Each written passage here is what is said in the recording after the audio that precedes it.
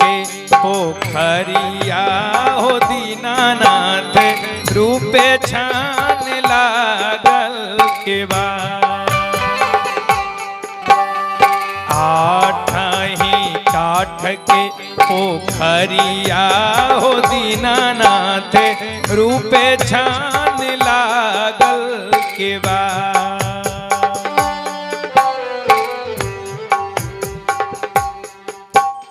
सकन उघारी जब देखला हो दीनानाथ बांधी के बड़वा धइले ठार। पलक उघारी जब देखला हो दीनानाथ बांधी के बड़वा धइले ठार।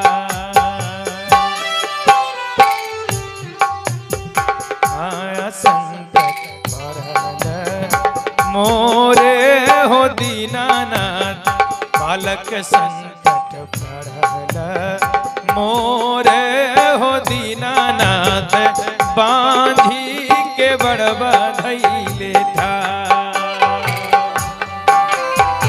आया संकट पड़ल मोरे हो दीनानाथ बांधी के बड़वा धइले ठार।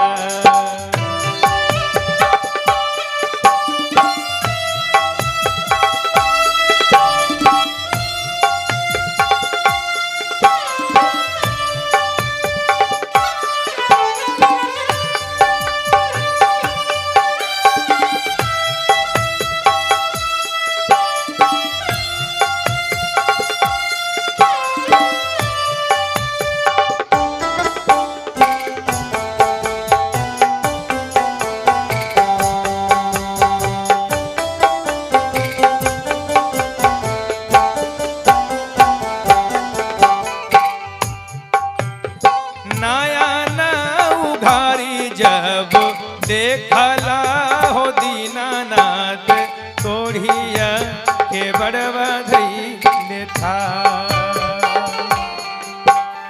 काया संकट पड़ल मोरा हो दीनानाथ कोढ़िया के बड़वा धइले ठार। कोढ़िया के काया जब दिहला हो दीनानाथ हंसत खेलत घर जा। कोढ़िया के काया जब दिहला हो दीनानाथ हंसत खेलत घर जा।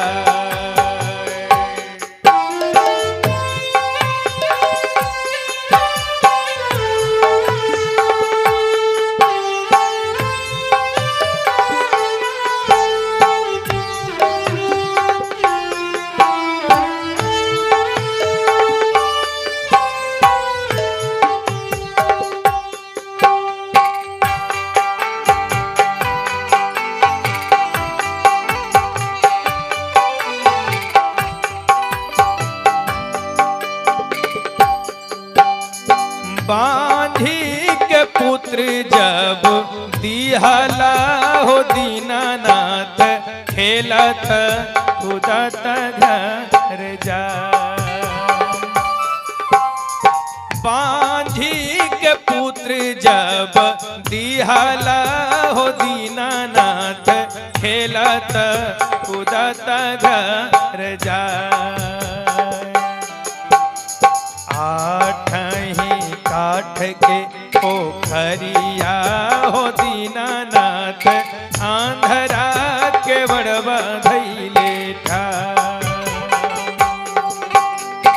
आठही काठ के पोखरिया हो दीनानाथ आंधरा के बड़वा धइले ठार।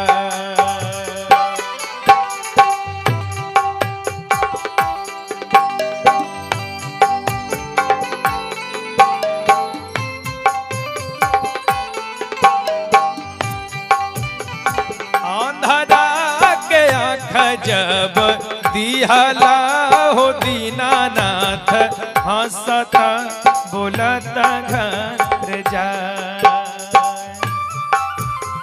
अंधारा के आँख जब दिहला हो दीनानाथ, हंसता बोलता घर जाए।